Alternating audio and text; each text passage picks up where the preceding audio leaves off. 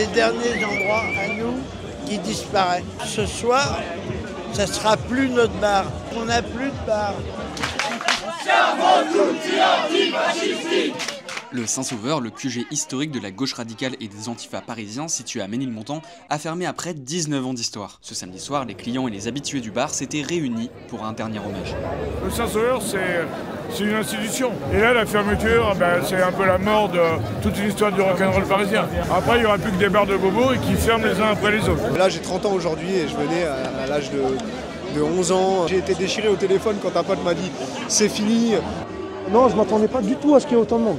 C'est quand même une page d'histoire qui se tourne. Et là, ce soir, je pense que tout le monde est venu pour quand même marquer le coup. On se sent à la fois nombreux et perdus. Son fondateur et propriétaire, Julien Terzic, une figure historique des antifas parisiens, est décédé en juillet dernier d'un cancer. Il avait créé le Saint-Sauveur pour offrir un refuge aux militants antifascistes et de gauche radicale.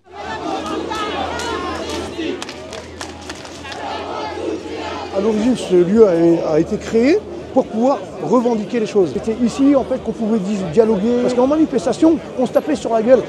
Mais ici, on vivait en cours. On a tous grandi ensemble avec des gens complètement différents. Et maintenant, maintenant c'est que des gens qui s'aiment, quoi. On va dire qu'il y avait une vie de quartier hors pair, il y avait une facilité à ce que les gens communiquent les uns avec les autres.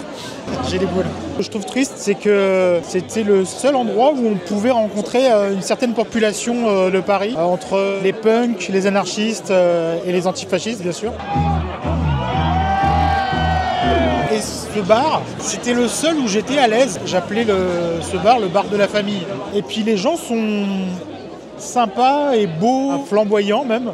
Et je sais pas où je vais les retrouver.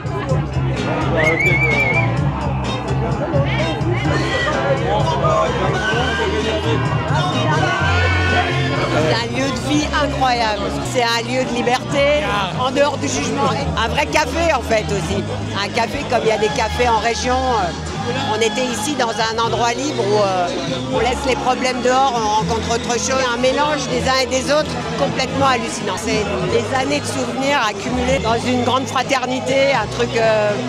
les frontons de la République, ils étaient ici. Ce soir, il y a tous les potes. Et tout le monde. C'est un lieu où on a vu des gamins qui avaient 17 ans, qui buvaient des grenadines à l'eau et qui maintenant sont devenus les gérants du bar. Et ça, c'est extraordinaire. Et il y aura toujours des mecs qui vont reprendre. Ils croient encore. Mais bien sûr qu'ils croient encore. Mais bien sûr. S'il n'y a pas eu de repreneur, c'est que le bar a été accompagné avec sa réputation sulfureuse. Et puis il y a la gentrification du quartier. Avant, il y avait un certain soutien du quartier. Et aujourd'hui, avec le changement de la population, forcément, il y a plus de soutien. Il n'y a plus de refuge pour des gens qui aient une certaine liberté, on va dire. Je ne peux pas voir cet endroit changer, quoi. J'espère qu'ils vont faire quelque chose de bien derrière.